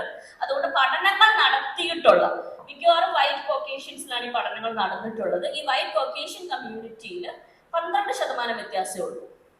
ഇത് ആക്ച്വലി വളരെ കുറവാണ്. പല ജീവിവർഗങ്ങളിലും 50, 70, 80% വ്യത്യാസം. നമുക്ക് 12% വ്യത്യാസമേ ഉള്ളൂ. ഈ 12% വ്യത്യാസം എന്നാൽ നമ്മൾ ഈ ലൂസിയുടെ കാലഘട്ടത്തിലേക്ക് അല്ലെങ്കിൽ നിയോളത്തിക് കാലഘട്ടം എന്ന് പറഞ്ഞാൽ കൃഷിയിലേക്ക് വന്നു കഴിഞ്ഞ സമൂഹങ്ങളെയാണ് നമ്മൾ നിയോളത്തിക് സമൂഹങ്ങൾ എന്ന് പറയുന്നത്. ഈ നിയോളത്തിക് കാലഘട്ടത്തിന് മുമ്പുള്ള കാലങ്ങളിൽ നമ്മുടെ സെക്ഷൽ ഡൈമോർഫിസം കൂടുതലായിരിക്കുമോ കുറവായിരിക്കും? അതോ സെയിം ആയിരിക്കും? കുറവാണ്. അബ്സല്യൂട്ട്ലി കറക്റ്റ് ആണ്. കാരണം എന്താ? ആ സമയത്ത് സ്ത്രീകൾക്കും പുരുഷന്മാർക്കും ഒരേപോലെ ഫുഡ് കിട്ടിയിരുന്നു. ആ സമയത്ത് ഡിവിഷൻ ഓഫ് ലേബർ നിലനിന്നിട്ടില്ല. സ്ത്രീകളെ പുരുഷന്മാരെയും ഒരേ വാല്യൂയോടെ കണ്ടിരുന്ന ഒരു സൊസൈറ്റി ആയിരുന്നായിരിക്കാം. അപ്പോൾ ഈ സെക്ഷൽ ഡൈമോർഫിസം ഇല്ലെന്നല്ല. നമ്മൾ ലൂസിയുടെ സമയത്തുള്ള ബോൺസ് എടുത്ത് നോക്കിയാൽ വെറും 7% to 8% വ്യത്യാസമേ ഉള്ളൂ ഒരു ഹ്യൂമൻ മെയിലും ഹ്യൂമൻ ഫീമെയിലും തമ്മിലുള്ളത്. What does this skeletal record tell us? അതായത് നിയോളത്തിക് സമയം കഴിഞ്ഞ് വളരെ കൃത്യമായിട്ട് ഹിസ്റ്റോറിക്കലിയും സോഷ്യോളജിക്കലിയും കൺസ്ട്രക്റ്റഡ് ആയിട്ടുള്ള കാര്യമാണ് സ്ത്രീയും പുരുഷനും തമ്മിലുള്ള ഈ ജെൻഡർ വ്യത്യാസം എന്ന് പറയുന്നത്, അല്ലെങ്കിൽ ഫിസിക്കൽ വ്യത്യാസം എന്ന് പറയുന്നത്. അതിനെ ഷേപ്പ് ചെയ്തത് ഹിസ്റ്ററിയാണ്. അതിനെ ഷേപ്പ് ചെയ്തത് ദൈവം മാത്രമല്ല, അല്ലെങ്കിൽ ദൈവം എന്താണ് അതിനെ ഷേപ്പ് ചെയ്ത് നമ്മൾ ഉണ്ടായ സമയം മുതലേ ഇങ്ങനെ ഉണ്ടായി വന്നവരല്ല. വളരെ കൃത്യമായിട്ട് സ്ത്രീയുടെ ശരീരങ്ങളെ സോഫ്റ്റർ ആക്കിയതും, സ്ത്രീയുടെ ബോൺ ഡെൻസിറ്റി കുറച്ചതും, സ്ത്രീയുടെ പെൽവിക് ഗർഡിന്റെ വലിപ്പം കൂടിയതും പൊക്കം കുറഞ്ഞതിനുമൊക്കെ സ്കെൽറ്റൽ റിപ്പോർട്ട്സ് നമ്മൾ നോക്കുകയാണെങ്കിൽ കൃഷിയിലേക്ക് താണ്ടി കടന്ന ഒരു സമൂഹം ഈ സ്ത്രീകളുടെ ശരീരങ്ങളെ ചെറുതാക്കി മാറ്റുന്ന ഒരു പ്രക്രിയയിൽ ഏർപ്പെടുന്നത് നമുക്ക് കാണാൻ പറ്റും. എന്തിനാണ് ഈ പ്രക്രിയയിൽ ഏർപ്പെട്ടത്?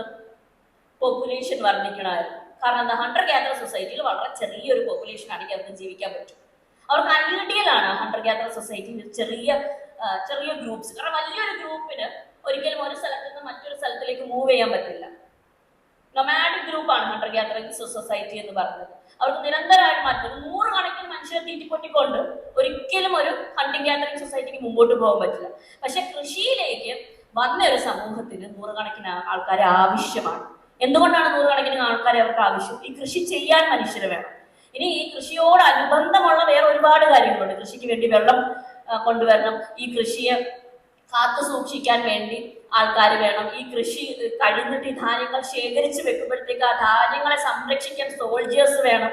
അപ്പൊ കൃഷിയോടനുബന്ധിച്ച് വളരെ വേറെ ഒരുപാട് സോഷ്യോ എക്കണോമിക് പ്രോസസ്സുകൾ നടക്കുകയാണ്. ഈ സോഷ്യോ എക്കണോമിക് പ്രോസസ്സുകളെ നിലനിർത്തണമെങ്കിൽ എന്ത് വേണം? ഒരു പോപ്പുലേഷൻ ആവശ്യമാണ്. ആ പോപ്പുലേഷൻ ആവശ്യമാണെങ്കിൽ പിന്നീട് എന്ത് ചെയ്യണം? കൂടുതൽ കൂടുതൽ മനുഷ്യരെ ഉത്പാദിപ്പിക്കണം. അപ്പൊ മനുഷ്യരെ ഉത്പാദിപ്പിക്കണമെങ്കിൽ എന്ത് ചെയ്യണം? സ്ത്രീകൾ വീണ്ടും വീണ്ടും പ്രസവിക്കണം. ഈ സമയം തൊട്ടാണ് നമ്മൾ പ്യൂബർട്ടി കഴിഞ്ഞിട്ട് ഉടനെ സ്ത്രീകൾ പ്രസവിക്കുന്നതിന്റെ എവിഡൻസ് നമുക്ക് കിട്ടുന്നത്. ആൻഡ് ഈ ഒരു ബേർത്തിങ് സിസ്റ്റം ഏകദേശം 4000 വർഷം കണ്ടിന്യൂ ചെയ്യുന്നുണ്ട്. ഈ 4000 വർഷമാണ് സ്ത്രീകളുടെ ശരീരങ്ങൾ ചുരുങ്ങി ചുരുങ്ങി ചുരുങ്ങി സ്ത്രീകളുടെ ബോൺ ഡെൻസിറ്റി കുറഞ്ഞ് വരുന്നതും സ്ത്രീകളുടെ പൊക്കം കുറഞ്ഞു വരുന്നതും നമുക്ക് കാണാൻ പറ്റും. നിരന്തരമായിട്ട് ഇങ്ങനെ പ്രസവങ്ങളിലൂടെ നിരന്തരമായിട്ട് ഈ സ്ത്രീകൾക്ക് കൊടുക്കുന്ന ന്യൂട്രീഷനിന്റെ അനുപാതം കുറഞ്ഞു വരുന്നതിലൂടെ ഷേപ്ഡ് ആയിട്ടുള്ള ഒരു ശരീരം ആണ് നമ്മൾ ഇന്ന് പേരുന്നത് നമ്മൾ ആലോചിക്കണം. So if you are sitting here as a woman today, remember that 10000 വർഷത്തിന്റെ, to be precise 12000 വർഷത്തിന്റെ ന്യൂട്രീഷണൽ ഡെഫിഷ്യൻസി ബെയർ ചെയ്യുന്ന ഒരു ശരീരത്തിന്റെ ഉടമയാണ് നിങ്ങൾ. ഈ 12000 വർഷത്തിന്റെ ഒപ്രഷനെയാണ് നമ്മൾ ഫൈറ്റ് ചെയ്യുന്നത്. It is not patriarchy from yesterday. It is not patriarchy from 50 years ago. It is patriarchy which existed 12,000 years ago. ഇത്രയും വലിയൊരു ഫൈറ്റിലാണ് നമ്മൾ ഏർപ്പെടുന്നത്, നമ്മൾ മറന്നുപോകും. ഗഡാലോണർ പറഞ്ഞിട്ടുള്ള ഒരു ഹിസ്റ്റോറിക്കൽ ആയിട്ടുള്ള സ്റ്റേറ്റ്മെന്റ് ഉണ്ട്. The first ever oppression that human beings learned was gender oppression. അത് വളരെ കൃത്യമായിട്ടുള്ള സ്റ്റേറ്റ്മെന്റ് ആണ്. ലോകത്ത് ആദ്യമായിട്ടൊരു ഒപ്രഷൻ നടന്നിട്ടുണ്ടെങ്കിൽ, അല്ലെങ്കിൽ മനുഷ്യനെ മറ്റൊരു മനുഷ്യനെ ഒപ്രസ് ചെയ്യാമെന്നുള്ളൊരു പാഠം മനുഷ്യൻ പഠിച്ചിട്ടുണ്ടെങ്കിൽ അത് സ്ത്രീകളുടെ ഒപ്രഷൻ വഴിയാണ്. അപ്പൊ ലോകത്തിലെ ഏറ്റവും ആദ്യത്തെ ഒപ്രഷനെയും ഏറ്റവും നീണ്ടു നിന്ന ഒപ്രഷനെയാണ് നമ്മൾ എതിർക്കുന്നത്. നമ്മൾ ഓർക്കണം, ആ ഒപ്രഷനെ ഫൈറ്റ് ചെയ്യണമെങ്കിൽ no person who has a privilege will let it go and say that okay എന്റെ പ്രിവിലേജ് നിങ്ങൾ എടുത്തോ. അതിനെ ഫൈറ്റ് ചെയ്ത് തന്നെ മേടിക്കാനേ പറ്റുള്ളൂ. The greatest example of that is Olympe de Gouges. ഇവരുടെ കാര്യം പറഞ്ഞാൽ പെട്ടെന്ന് റാപ്പപ്പ് ചെയ്യാം. ലോകത്തെ ആദ്യത്തെ ഫെമിനിസ്റ്റ് എന്ന് നമുക്ക് വിളിക്കാൻ പറ്റുന്ന, സംശയമന്യേ വിളിക്കാൻ പറ്റുന്ന സ്ത്രീയാണ് ഒളിമ്പ് ദി ഘോഷ്. അൺഫോർച്ചുനേറ്റ്ലി ഒളിമ്പ് ദി ഘോഷിനെ കുറിച്ച് നമ്മുടെ ടെക്സ്റ്റ് ബുക്കുകളില്ല, നമ്മുടെ സംസാരങ്ങളിൽ വരാറില്ല. എല്ലാ മനുഷ്യരും അറിഞ്ഞിരിക്കേണ്ട ഒരു സ്ത്രീയാണ് ഒളിമ്പ് ദി ഘോഷ്. നമുക്ക് എന്തുകൊണ്ടാണ് ഇവരെ സംശയമന്യേ ഫെമിനിസ്റ്റ് എന്ന് വിളിക്കാൻ പറ്റുന്നത്? നമ്മൾ പലപ്പോഴും ദ്രൗപദിയെയും അല്ലെങ്കിൽ കണ്ണകിയൊക്കെ ഫെമിനിസ്റ്റ് എന്ന് വിളിക്കാറുണ്ട്. ആക്ച്വലി അനാക്രോണിസ്റ്റിക് ആണ്. ആസ് എ ഹിസ്റ്റോറിയൻ ഫെമിനിസ്റ്റ് ഉടലെടുക്കുന്നതിന് മുമ്പേ, അല്ലെങ്കിൽ ഹ്യൂമൻ റൈറ്റ്സ് എന്നുള്ള ഒരു ഐഡിയ ഇല്ലാത്ത സമയത്ത്, എല്ലാ മനുഷ്യരും തുല്യരാണ് എന്നുള്ള, ഇക്വാലിറ്റി എന്നുള്ള ഒരു ഐഡിയ ഇല്ലാത്ത സമയത്ത് നമുക്ക് ഒരു ഫെമിനിസം കണ്ടുപിടിക്കാൻ പറ്റത്തില്ല. അപ്പൊ നമുക്ക് ഏത് പ്രീ 1750 ടെക്സ്റ്റ് എടുത്ത് നോക്കിയാലും അതിനകത്ത് സ്ട്രോങ് വിമനെ കാണാൻ പറ്റും, പക്ഷെ ഫെമിനിസ്റ്റുകളെ കാണാൻ പറ്റില്ല. The first feminist that we can identify in the world is Olympe de Gouges. French revolution കാലഘട്ടത്തിലുള്ള സ്ത്രീയാണ്. ഫ്രഞ്ച് റെവല്യൂഷണറി ആക്ടിവിസ്റ്റ് ആണ് ഒളിമ്പ് ദി ഘോഷ്. അവരാണ് ലോകത്തിൽ ആദ്യമായിട്ട് ഞാൻ ഫെമിനിസ്റ്റ് ആണ് എന്ന് ഐഡന്റിഫൈ ചെയ്തത്. ഇവരെ നമ്മൾ കാണുന്നത് ഫ്രഞ്ച് വിപ്ലവം നടന്ന ഫ്രാൻസിൽ ജാക്കോബിൻ റിപ്പബ്ലിക് പവറിൽ വന്നു കഴിഞ്ഞ് ജാക്കോബിൻ റിപ്പബ്ലിക് ഫാസിസ്റ്റ് ആയിട്ട് പ്രവർത്തിച്ചിരുന്ന ആ കാലഘട്ടത്തില് അവർ, അതായത് ഫ്രഞ്ച് റിപ്പബ്ലിക് ഒരു declaration of rights of man and citizen, ഇന്നും ലോകത്തിലെ എല്ലാ കോൺസ്റ്റിറ്റ്യൂഷനുകളുടെയും അമ്മ, അല്ലെങ്കിൽ എല്ലാ കോൺസ്റ്റിറ്റ്യൂഷനുകളുടെയും ജർമിനൽ ഐഡിയ വരുന്നത് ഈ declaration of rights of man and സിറ്റിസണിൽ നിന്നാണെന്നാണ് പറയുന്നത്. പക്ഷെ ആ ഡിക്ലറേഷൻ വെളിയിൽ വന്നപ്പോൾ ഈ സ്ത്രീ പറഞ്ഞു, എന്തുകൊണ്ടാണ് അതിനെ മാൻ ആൻഡ് സിറ്റിസൺ എന്ന് പറയുന്നത്? ഇവരതിന് ബദലായിട്ട് declaration of rights of woman and the female citizen എന്ന് പറഞ്ഞൊരു പാംഫ്ലെറ്റ് എഴുതുകയാണ്. എന്നിട്ട് അവരത് കൃത്യമായിട്ട് തെളിയിക്കുകയാണ്, നിങ്ങൾ മാൻ ആൻഡ് സിറ്റിസൺ എന്ന് പറഞ്ഞതിൽ സ്ത്രീകൾ ഇൻക്ലൂഡഡ് അല്ല. നിങ്ങൾ വെറുതെ എഴുതിയതല്ല, മാൻ എന്നുള്ള ഹ്യൂമൺ എന്നുള്ള രീതിയിൽ മാൻ എന്ന് പറഞ്ഞതല്ല. നിങ്ങൾ വിശ്വസിക്കുന്നത് സ്ത്രീകളുടെ ധർമ്മം എന്ന് പറയുന്നത് കുഞ്ഞുങ്ങളെ ഉണ്ടാക്കുന്നതും കുഞ്ഞുങ്ങളെ വളർത്തുന്നതുമാണ്.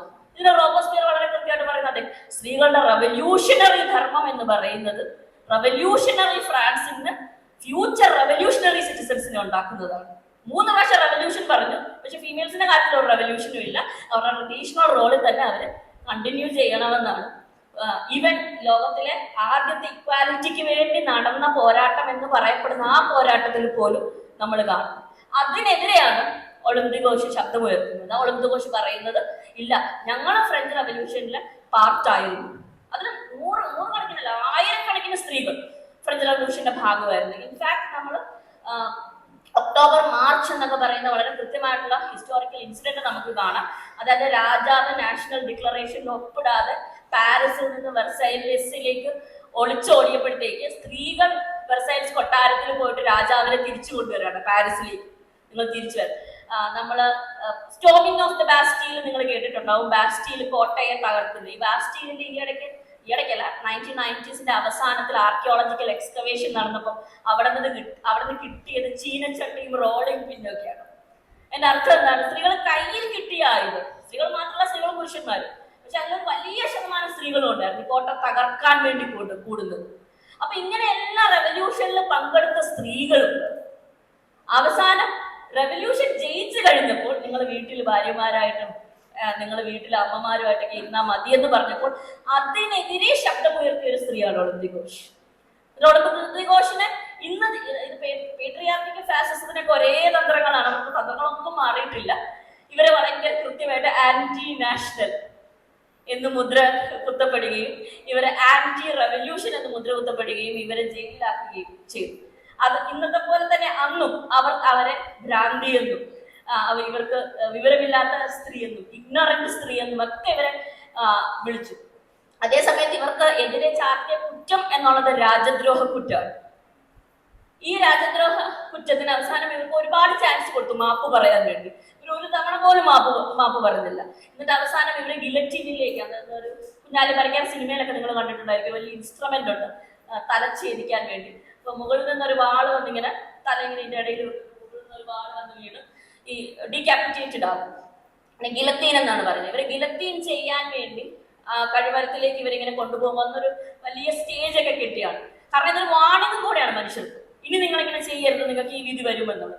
ഇങ്ങനെ ഗിലറ്റീനിലേക്ക് ഇവരെ കൊണ്ടുപോയിക്കൊണ്ടിരുന്നപ്പോൾ ഇവരോട് അവസാനമായിട്ട് ഇവരുടെ ആഗ്രഹം ചോദിച്ചു. നിങ്ങളുടെ ആഗ്രഹം, നിങ്ങളുടെ അന്ത്യാഭിലാഷം ചോദിക്കുന്നു. നിങ്ങളുടെ അന്ത്യാഭിലാഷം എന്താണെന്ന് ചോദിച്ചു.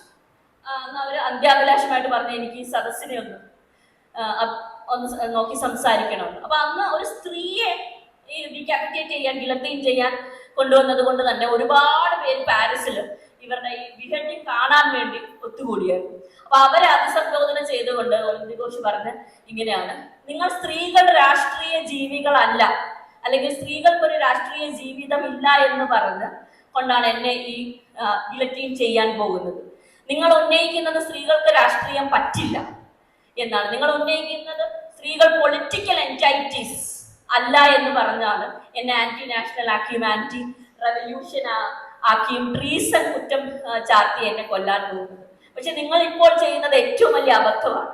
കാരണം എന്നെ നിങ്ങൾ പിടിച്ചോണ്ട് വന്നിരിക്കുന്നത് റോബറിക്ക് വേണ്ടിയോ മർഡറിന് വേണ്ടിയോ അല്ല, ഒരു രാഷ്ട്രീയ കുറ്റക്കാരിയായിട്ടാണ് നിങ്ങൾ എന്നെ പിടിച്ചോണ്ട് വന്നിരിക്കുന്നത്. ഒരു രാഷ്ട്രീയ കുറ്റത്തിന് വേണ്ടിയാണ് നിങ്ങൾ എന്നെ കൊല്ലാൻ പോകുന്നത്.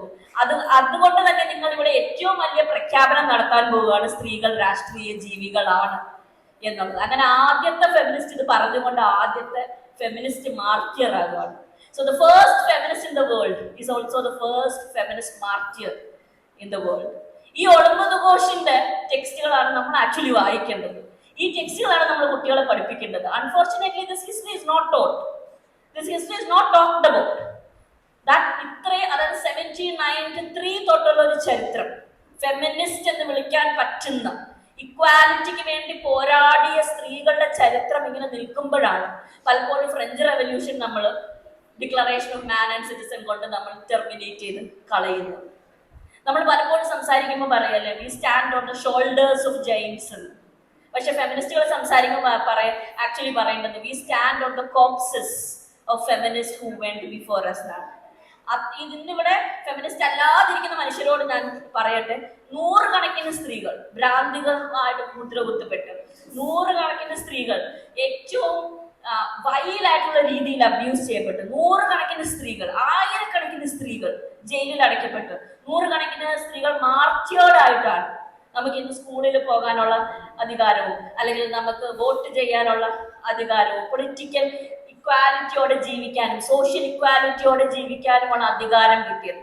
So be very proud when you call yourself a feminist, and women who do not call yourself feminist, pity on you. Maybe today you can start calling yourself feminist. And ഇതിന്റെ കാര്യം നമ്മൾ ആലോചിക്കണം. ഇന്ത്യയിൽ ഇങ്ങനെയാണല്ലോ നടന്നത്. ഇന്ത്യയിൽ ഈ ഒരു ഐഡിയ എത്തിയത് ഇവർ ജീവിച്ചത് കൊണ്ടാണ്. അല്ലെങ്കിൽ it would have never reached India. If there was an idea of equality for all human beings that emerged from an Olympic Ghosh, that emerged from a suffragist movement. പക്ഷെ ഇതിന്റെ ഈ ചരിത്രങ്ങളുടെ വലിയ ആബ്സെൻസ് നമുക്ക് കാണാൻ പറ്റും. And unless and until that absence is addressed, unless and until women start talking about women's histories, unless and until women start talking about women's representation, nobody else is going to take that mantle up. We have to take that mantle up. അതിന്റെ കൂടെ തന്നെ ഞാൻ പറയട്ടെ, if men want to be good men, they will also take this mantle up. കാരണം ഇക്വാലിറ്റിയിൽ വിശ്വസിക്കുന്ന ആൾക്ക് ഒരിക്കലും okay എനിക്ക് സോഷ്യൽ ഇക്വാലിറ്റി മാത്രം മതി, അല്ലെങ്കിൽ എനിക്ക് പൊളിറ്റിക്കൽ ഇക്വാലിറ്റി മാത്രം മതി, ജെൻഡർ ഇക്വാലിറ്റിയിലൊന്നും ഞാൻ വിശ്വസിക്കുന്നില്ല എന്ന് പറഞ്ഞാൽ നിങ്ങൾക്ക് ഇക്വാലിറ്റി മനസ്സിലായിട്ടില്ലെന്ന് അതിൻ്റെ അർത്ഥം. ബെൽ ഹുക്സിന്റെ തന്നെ പെട്രീഷ്യ ഹിൽ കോളിൻസിന്റെ വളരെ മനോഹരമായിട്ടുള്ള സ്റ്റാൻഡ് പോയിന്റ് എപ്പിസ്റ്റമോളജിയിൽ പറയുന്നുണ്ട്, നിങ്ങൾ നിങ്ങളുടെ ചുറ്റുമുള്ള മനുഷ്യരെ നോക്കിയിട്ട് ഞാൻ അവരെക്കാളും ഭയങ്കര ബെറ്റർ ആയിട്ട് ജീവിക്കുന്നല്ലോ ദൈവമേ നന്ദി എന്ന് പറഞ്ഞാൽ നിങ്ങളെപ്പോലെ ഒരു വൃത്തികെട്ട മനുഷ്യൻ ഈ ലോകത്തില്ലെന്നാണ്. When you are thinking that you are better off than other people and you are not using that whatever is better in you to extend your privilege to someone else, remember that you are one of the most cruel, most selfish people in the world. Now Bell Hooks has said നിങ്ങൾക്ക് ഓരോ oppression മനസ്സിലാകുന്നുണ്ട്, നിങ്ങൾക്ക് class oppression മനസ്സിലാകുന്നുണ്ട് പക്ഷെ cast oppression മനസ്സിലാകുന്നില്ല, നിങ്ങൾക്ക് cast oppression മനസ്സിലാകുന്നുണ്ട് പക്ഷെ ജെൻഡർ ഒപ്രഷൻ മനസ്സിലാകുന്നില്ല എന്ന് പറഞ്ഞാൽ നിങ്ങൾക്ക് ഒപ്രഷൻ മനസ്സിലായിട്ടില്ലെന്നർത്ഥം. അങ്ങനെയാണെങ്കിൽ നിങ്ങൾ സ്വജനപക്ഷപാതം മാത്രമാണ് ചെയ്യുന്നത്.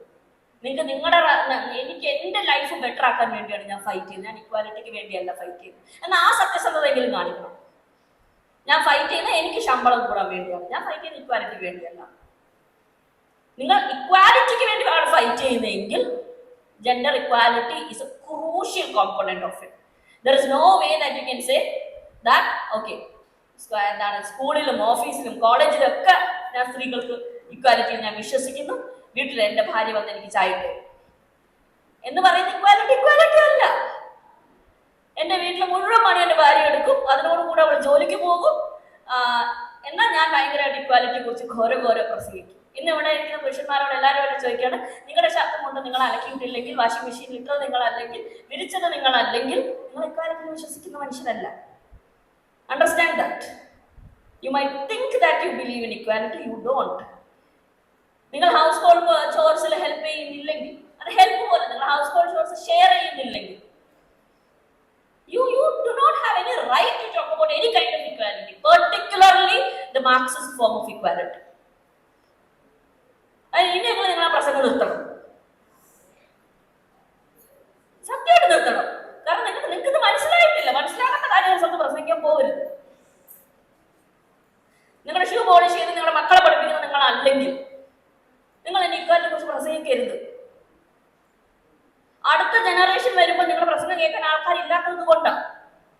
നിങ്ങൾക്ക് വീട്ടിൽ ചെയ്യുന്നില്ല, അവർ കണ്ടോണ്ടിരിക്കല്ലേ, മക്കൾ കണ്ടോണ്ടിരിക്കല്ലേ.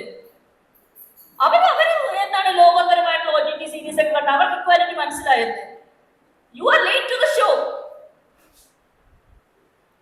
So if you want to preach about equality, if you want to teach equality, if you want to talk about equality, that equality has to start with social reproduction. എനിക്ക് സമയമില്ലാത്ത പെട്ടെന്ന് നിർത്താണ്. ദിവി ഭട്ടാചാര്യയുടെ വളരെ വണ്ടർഫുൾ വർക്ക് ഉണ്ട് social റീപ്രൊഡക്ഷനെ കുറിച്ച്. Social reproduction equality വന്നാലേ ഈ ലോകത്തിൽ equality വരുള്ളൂ.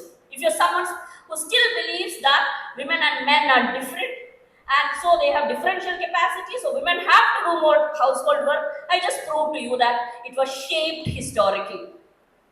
Now you don't have that excuse anymore. ഇത് അണ്ടു ചെയ്യണമെങ്കിൽ ആ ഡിവിഷൻ ഓഫ് ലേബർ നിർത്തണം. This is the crux of class division. Class division ഒരു രാവിലെ ഫ്യൂഡലിസം കൊണ്ട് ഉണ്ടായതല്ല. Class division emerged when we moved from a hunter-gatherer society to Neolithic society. And if you have to break that, the first kind of oppression that you have to break is gender oppression. And if you don't do that in your homes, then maybe you don't have no right to speak about equality. But അവിടെ അങ്ങനെയല്ല. നമുക്ക് ഇക്വാലിറ്റിയെ കുറിച്ച് സംസാരിക്കാനും പഠിപ്പിക്കാനും practice ചെയ്യാനും പറ്റുന്ന മനുഷ്യരാകട്ടെ എന്ന് ആശംസിച്ചുകൊണ്ട് ഞാൻ നിർത്തുന്നു. Thank you.